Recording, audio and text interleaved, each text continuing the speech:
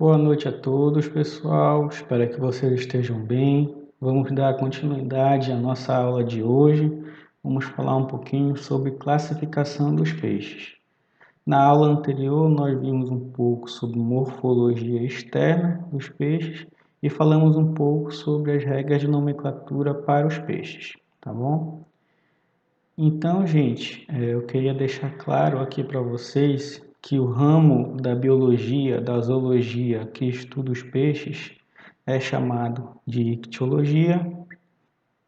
Os peixes são animais vertebrados aquáticos que possuem esqueleto cartilaginoso ou ósseo.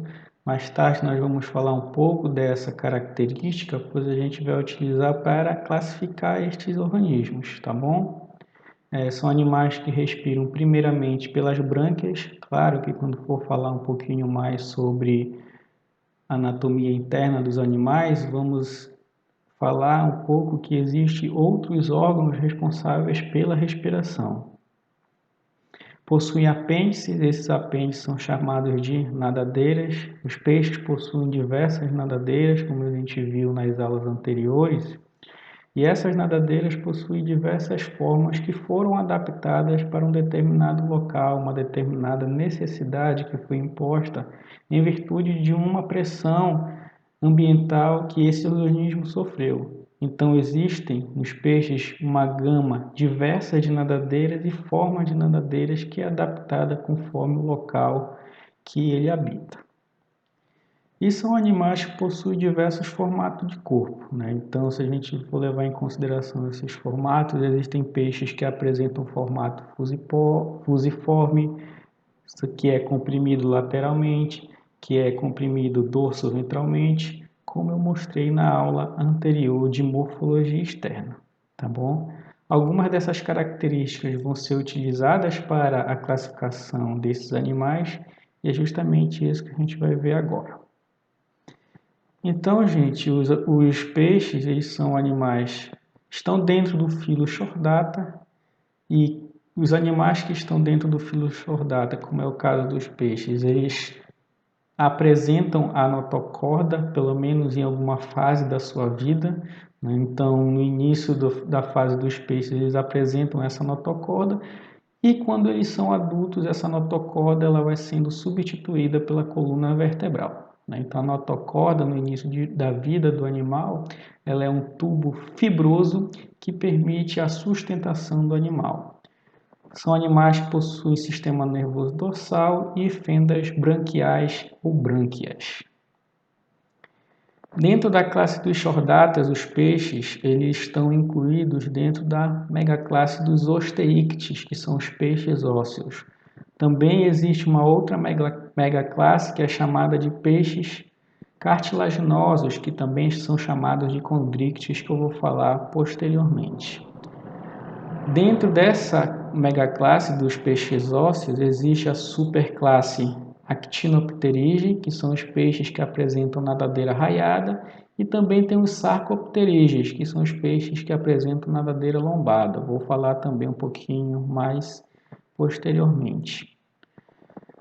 A nossa aula, gente, ela vai se focar principalmente nos Actinopterige, porque são as espécies de peixes que são utilizadas pela piscicultura, tá bom? E dentro dos Actinopterige nós vamos falar um pouco das principais ordens.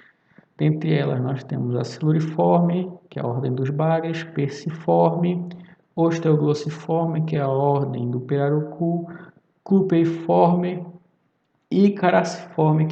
Então, pessoal, resumidamente, os peixes estão divididos em 3 grupos. Os peixes sem mandíbulas, que surgiram há aproximadamente 500 milhões de anos, que são também chamados de agnatas, tendo 2 classes dentro desse grupo, que é a classe do peixe-bucha e a classe da lampreia, como vocês podem observar.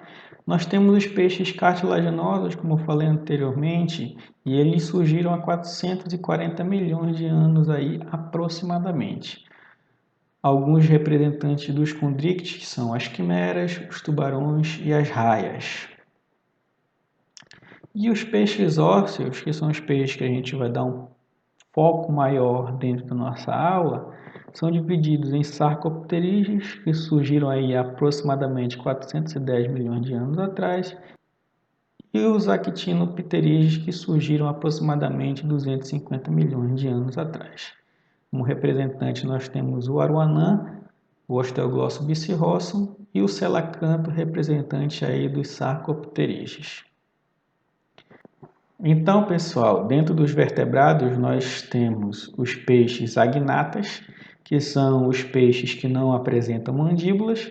Nós temos também dentro dos vertebrados os gymnodotomatas, que são os vertebrados que apresentam mandíbula.